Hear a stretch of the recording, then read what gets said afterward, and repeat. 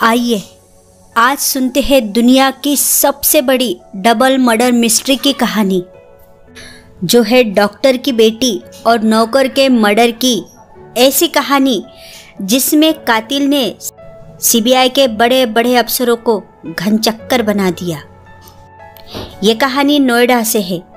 एकदम high professional doctor दंपति पर अपनी ही बेटी की हत्या और नौकर को मारने के आरोप लगा है। सीबीआई ने जांच शुरू की, दोषी साबित करके उम्र कैद की सजा सुना दी। हाई कोर्ट ने केस को पलट दिया, लेकिन इतने सारे सवाल छूट गए जिनका कोई जवाब नहीं मिला। कदम कदम पर सस्पेंस। सीबीआई के बड़े बड़े अफसर 14 साल बीत जाने के बाद भी ध्यान रहे कि ये पूरी कहानी जांच एजेंसी के जरिए बताई गई बातों पर आधारित है। जैसा अधिकारियों ने बताया है, ठीक उसी तरह से मैं पूरी केस को आपको समझाने की कोशिश करूंगी। डॉक्टर दंपति की एक लौती बेटी थी आरुषि।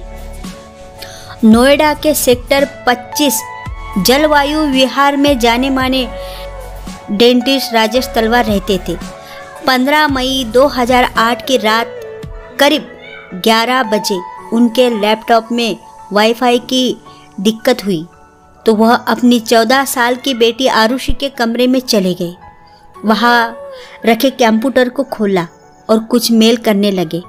आरुषि उस दौरान चेतन भगत की 3 मिस्टेक ऑफ माय लाइफ पढ़ रही थी। आरुषि माँ नूपुर भी कुछ देर में आ गई। अब माँ बेटी बात कर रहे थे और पिता ईमेल।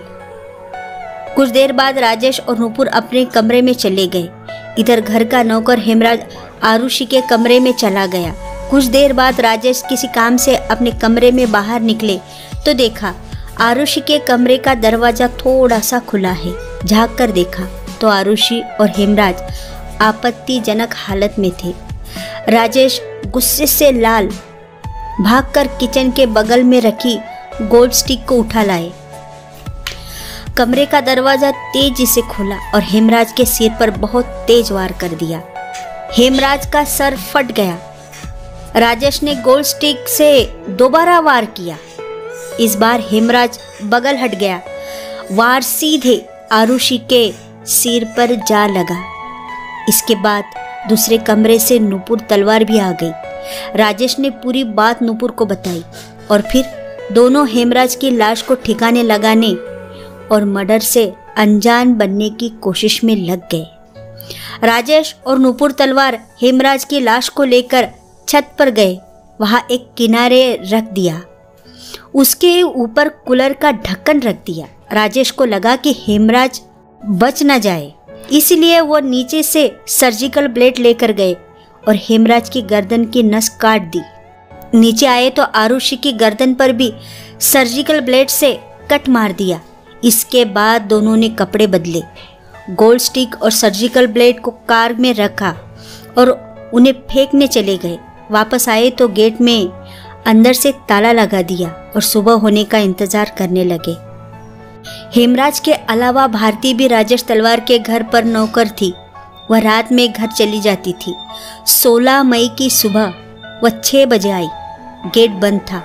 3-4 बार डोर बेल बजाई। नूपुर आंखें मलते हुए बाहर आई और बोली, हेमराज नहीं है क्या? भारती बोली। इतनी आवाज के बाद भी वो बाहर नहीं आया।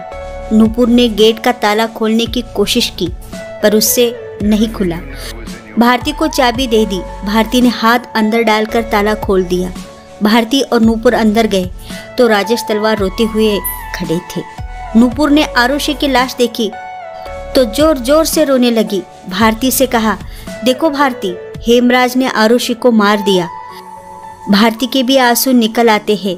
वह रोते हुए पूछती है कि पड़ोसियों को बुलाऊं? नूपुर ने हाँ में सिर हिलाया। राजेश तलवार ने पुलिस को सूचना देने से पहले अपने परिवार के लोगों को बुलाया। तकरीबन 6:50 पुलिस आ जाती है। राजेश तलवार और नूपुर ने पुलिस के सामने हत्या के लिए पहला नाम हेमराज का लिया। हेमराज नेपाल का था, इसलिए पुलिस का एक दल नेपाल निकल गए। यूपी पुलिस के फोटोग्राफर और फिंगरप्रिंट कलेक्टर चुन्नीलाल गौतम घटनास्थल पर 10 बजे पहुंचे। फोटो खींची, फिंगरप्रिंट निकाला, लेकिन जब उसका फाइनल प्रिंट निकला तो बस 24 में से 22 धुंधले थे। 23 फोटो नेगेटिव से मेल ही नहीं खाते। हत्याकांड के अगले ही दिन पुलिस जांच के लिए छत पर जाने लगी। सीढ़ी पर ताला बंद था। चाबी मांगी तो राजेश तलवार ने दी। ऊपर गए तो हेमराज की लाश देखकर सन्न रह गए। अब पुलिस का शक बढ़ता गया। अब तक पुलिस हेमराज को दोषी मान रही थी, लेकिन उसकी लाश मिलने के बाद पुलिस गुरुदर्शन सिंह ने केस को ऑनर किलिंग बता दिया और 23 मई 2008 को राजेश तलवार को गिरफ्तार कर लिया। जब उस वक्त राज्य में मायावती की सरकार थी, लोगों ने जांच पर सवाल उठाए तो केस सीबीआई को ट्रांसफर कर दिया। सीबीआई ने राजेश तलवार को नार्को टेस्ट करवा दिया, लेकिन कुछ नहीं मिला। इसके बाद जांच टीम ने राजेश की क्लिनिक में काम करने वाले नौकर राजकुमार, विजय मंडल और कंपाउंडर कृष्णा से पूछताछ शुरू की। यहाँ भी सबूत नहीं मिले। सीबीआई ने सितंबर 2009 में स्पेशल जुडिशियल मजिस्ट्रेट प्रीति सिंह को रिपोर्ट भेजी। प्रीति सिंह ने सीबीआई की फ्लोर रिपोर्ट को खारिज कर दिया। कहा, फिर से जांच करिए। अब जांच की जिम्मेदारी सीबीआई की दूसरी टीम को मिली। इसका नेतृत्व एजीएल कोल को सौंप गया। दूसरी टीम ने तलवार परिवार के तीनों नौकर को छोड़ दिया। गाजियाबाद में विशेष रूप से गठित सीबीआई अदालत में चार्जशीट दाखिल की। पहली चार्जशीट थी, आरुषि की लाश को ढककर उसके प्राइवेट पार्ट्स को साफ करने कोई दूसरा नहीं आएगा, और दूसरा, हेमराज की हत्या के बाद उसके शव को छत पर कैसे पहुंचाया गया, जबकि सीढ़ी का ताला तो बंद था। तीसरा, सीबीआई के मुताबिक किसी भी बाहर व्यक्ति से घर के अंदर आने के सबूत नहीं मिले। हेमराज की लाश को छत पर पहुंचाने के बाद राजेश तलवार ने खूब शराब पी और सबूत मिटाए। इन्हीं सबूतों के आधार पर 25 नवंबर 2013 को सीबीआई की विशेष अदालत ने राजेश तलवार और नुपुर तलवार को 302(34) के तहत उम्र कैद की सजा सुनाई। इसके अलावा दोनों को सबूत मिटाने के लिए धारा 201 का दोषी पाया गया और 5 साल की सजा सुनाई। अदालत के अनुसार अब नुपुर और राजेश तलवार को पूरी उम्र जेल में रहना होगा। राजेश तलवार ने सीबीआई के फैसले को जनवरी 2014 में इलाहाबाद हाई कोर्ट में चुनौती दे दी। कोर्ट ने सीबीआई की दलील देखी तो बकवास बता दिया। जज ने कहा, इसमें सिर्फ कहानियां हैं, सबूत कहाँ है? कोर्ट ने जो दलीलें दी उसे समझिए। हत्याकांड में प्रयोग की गई गोल्ड स्टिक और सर्जिकल ब्लेड कहाँ है? दूसरा, हेमराज के खून के धब्बे राजेश और नुपुर पर क्यों नहीं मिले? तीसरा, राजेश और नुपुर से अलग अलग पूछताछ हुई लेकिन कोई अंतर नहीं मिला। पांचवा, राजेश और नुपुर के नार्को टेस्ट में भी कुछ ऐसा नहीं मिला जिससे वह दोषी साबित हो। इलाहाबाद हाई कोर्ट ने जस्टिस बी के नारायण और जस्टिस ए के मिश्रा की खंडपीठ ने 16 अक्टूबर 2017 को सीबीआई के फैसले को पलट दिया। इस तरह राजेश तलवार, नुपुर तलवार को बरी कर दिए गए, लेकिन इन्हें निर्दोष नहीं बताया गया, बल्कि बेनिफिट ऑफ डाउन का फायदा मिला।